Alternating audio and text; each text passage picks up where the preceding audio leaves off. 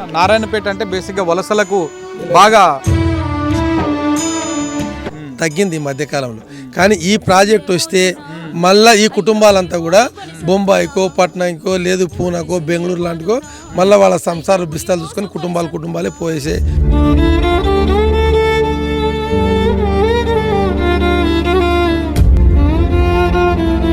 తక్కువ జాతుల కులాస్తులే వాళ్ళకి ఎకరా 10 గుంటలు 20 గుంటలు అర్ధ ఎకరాలు మాత్రం ఉన్నాయి. అవి కోల్పోతే వాళ్ళు దిక్కులేని పరిస్థితి ఉంది.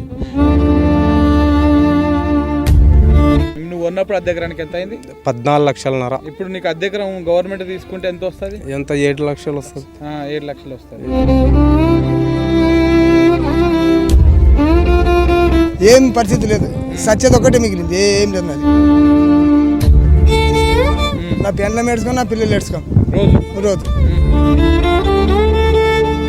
13,50,000 అద్దె ఎకరానికి. అర్ధ ఎకరే మేము ఎరకాలం సార్.